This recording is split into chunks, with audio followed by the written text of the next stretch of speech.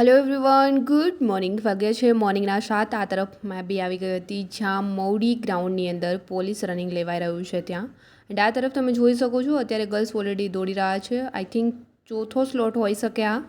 200 something ગર્લ્સને દોડાવી રહ્યા છે and 7 something વાગ્યા છે એટલે બહુ અંજવાળું થયું નથી એટલે નોર્મલી દેખાઈ રહ્યા છે આઈ હોપ કે તમને લોકોને પ્રોપરલી દેખાઈ રહ્યું હશે એન્ડ મોર્નિંગ જે મેં વિડીયો લાઈવ થઈને તમારી જોડે ગ્રાઉન્ડ શેર કર્યું હતું જે લોકો રનિંગ કરી રહ્યા હતા એમનું જેથી કરીને તમને ખ્યાલ આવે કે કઈ રીતે ગર્લ્સ દોડી રહ્યા છે એન્ડ કઈ રીતે અહીંયા રનિંગ લેવાઈ રહ્યું છે જે લોકોનું રાજકોટમાં આવે એ લોકોને ખ્યાલ આવે એટલા માટે સો એમાં બહુ બધા ગર્લ્સ છે કમેન્ટ્સ કરી રહ્યા હતા કે અમારે 10 થી 12 મિનિટ થાય છે તો શું કરવું જોઈએ સો જે લોકોને 10 મિનિટ સમથિંગ થાય છે એ લોકોને જસ્ટ 30 સેકન્ડ જ ઘટાડવાની છે તો હિંમત કરીને તમને એવું લાગતું હોય કે તમે દોડી જશો એન્ડ લાસ્ટ 100 મીટર જ્યારે બચ્યું હોય ત્યારે સ્પ્રિન્ટ ખેંચી લેવાની એટલે 30 સેકન્ડ ઘટાડતા કંઈ જ વાર નહીં લાગે સો આ રીતે તમે રનિંગ કરશો ત્યાં ગ્રાઉન્ડ પર જઈને તો 30 સેકન્ડ છે આરામથી ઘટી જશે અને 9:30ની અંદર તમારે થઈ જશે એન્ડ ઘણા લોકો ગર્લ્સની જે કમેન્ટ્સ આવી રહી છે કે 11 મિનિટ 12 મિનિટ થાય છે તો જવું જોઈએ યા ફિર નહીં 12 મિનિટ એટલે બહુ વધારે થઈ જતી હોય છે છતાં બી તમને કોન્ફિડન્સ છે કે હું ત્યાં દોડી જઈશ તો જવું જોઈએ તમને એકવાર એમ થાય કે મેં ટ્રાય કરી લઉં શું થાય છે જોયું જાય તો જવું જોઈએ ને કે 12 મિનિટ બહુ વધારે જ કહેવાય એન્ડ 12 મિનિટની અંદર 2 મિનિટ સમથિંગ કવર કરવું ને બહુ અઘરું છે એન્ડ મોર્નિંગમાં આટલા ગર્લ્સ રનિંગ કરતા હોય 200 સમથિંગ એને ક્રોસ કરીને આગળ નીકળવું એ થોડું અઘરું પડી જતું હોય છે તો બી તમારે એક્સપિરિયન્સ માટે જવું હોય તો જવાય એન્ડ થઈ બી જાય કંઈ નક્કી ન હોય તમને હિંમત આવી જાય ને દોડી જાઓ છો તો 9:30 મિનિટની અંદર થઈ બી જતું હોય છે એન્ડ 11 મિનિટવાળાને થોડી મહેનત કરો તો થઈ જશે ટાઈમ હોય તમારી પાસે તો એન્ડ ઘણા ગર્લ્સ કમેન્ટ્સ કરી રહ્યા છે હાઇટ માટે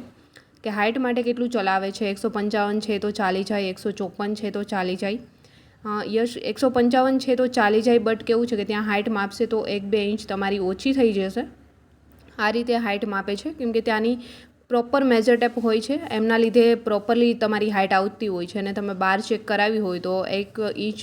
ઓછી વધારે આપણે જ્યારે ચેક કરતા હોય ત્યારે લાગતું હોય બટ ત્યાં પ્રોપરલી ચેક કરશે એટલા માટે છે તમારી હાઇટ હશે એમનાથી થોડી તમને ઓછી જ આવશે જેમ કે મારી ફ્રેન્ડની છે 158 હતી તો એમની 156 આવેલી છે ત્યાં સો ઘણા ગર્લ્સને આ રીતે પ્રોબ્લેમ થાય છે ઘણા બોಯ್સ બી કમેન્ટ્સ કરે છે કે આઇટ્સમાં ગયા વખતે પાસ છું અને આ વખતે આઇટ્સમાં રિજેક્ટ કરેલ છે તો પિટિશન દાખલ કરી શકાય જો તમારી પાસે પ્રોપર કોઈ પ્રૂફ હોય તો તમે પિટિશન દાખલ કરી શકો છો કે કોલ લેટર તમારો પીએટી પીએચડીનો પાસ કરેલો હોય તો તમે કરી શકો છો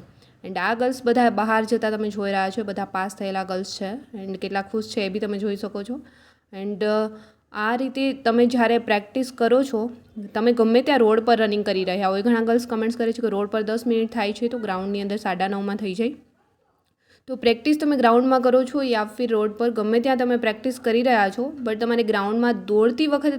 તમને તમારા પર આત્મવિશ્વાસ હોય અને એટલી હિંમત હોય કે હું દોડી જઈશ આ બધા ગર્લ્સ દોડતા હોય ત્યાંનો માહોલ હોય છે ભરતીનો તો જ્યારે આપણે એકલા રનિંગ કરતા હોય અને આ ગ્રાઉન્ડ પર જઈને રનિંગ કરીએ એમાં બી બહુ બધો ફેર પડતો હોય છે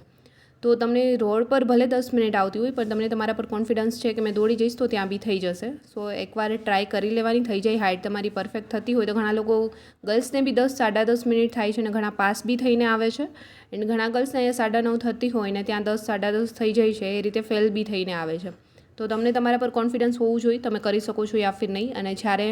ગ્રાઉન્ડ પર તમે જાઓ છો રનિંગ કરવા કોઈ બી ગ્રાઉન્ડ પર તમારો વારો આવ્યો છે કોઈ બી સિટીમાં તો મેં હંમેશા કહું છું કે જ્યારે સ્ટાર્ટ કરો છો ત્યારે નોર્મલ સ્પીડથી સ્ટાર્ટ કરો કે ભાગવા ન લાગી જાઓ કે એક રાઉન્ડ તમે મારી લો બીજો રાઉન્ડ મારવાની ક્ષમતા જ ન હોઈ શકે અને આમાં બી તમે જોઈ શકો છો જ્યારે આ ગ્રાઉન્ડ સ્ટાર્ટ થયું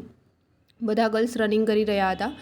ત્યારે બી જ્યારે સેકન્ડ રાઉન્ડ હતો ઘણા ગર્લ્સ ચાલવા લાગ્યા હતા યા તો એમને પ્રેક્ટિસ ન કરી હોય યા તો એ પહેલો રાઉન્ડ છે એટલો ખેંચી લીધો હોય કે બીજો રાઉન્ડ છે કે રનિંગ કરવાની ક્ષમતા જ ન બચી હોય કે તમે બીજો રાઉન્ડ છે લગાવી શકો તો આ રીતે બી ગ્રાઉન્ડ પર જઈને રનિંગ નથી કરવાનું એન્ડ નોર્મલી 2 મિનિટની અંદર તમારો રાઉન્ડ જતો હોય તો બી ચાલે આ રીતે પહેલો રાઉન્ડ જવો જોઈએ એન્ડ સેકન્ડ છે એ બી એમનાથી થોડી સ્પીડ ઘટતી હોય છે થર્ડ રાઉન્ડની અંદર આપણી વધારે સ્પીડ ઘટી જતી હોય છે બટ ચોથા રાઉન્ડમાં કોશિશ કરવાની છે કે તમે ફૂલ ખેંચી શકો ફૂલ રાઉન્ડ ન ખેંચાય તો બી લાસ્ટ 200 સમથિંગ બચ્યું હોય 200 મીટર તમને લાગે કે હવે સેન્સર નજીક આવી રહ્યું છે તો 200 મીટર સમથિંગ હોય ત્યારે થોડી સ્પીડ વધારી અને 100 મીટરની લાસ્ટ સ્પ્રિન્ટ એ રીતે ખેંચવાની છે કે 25 સેકન્ડની અંદર જતી રહે તો આ રીતે કરશો તો જે લોકોનું 10 મિનિટની અંદર થઈ રહ્યું છે ને એમનું આરામથી 9.5 મિનિટની અંદર કવર થઈ જશે સો આ રીતે રનિંગ કરો ગ્રાઉન્ડ પર જઈને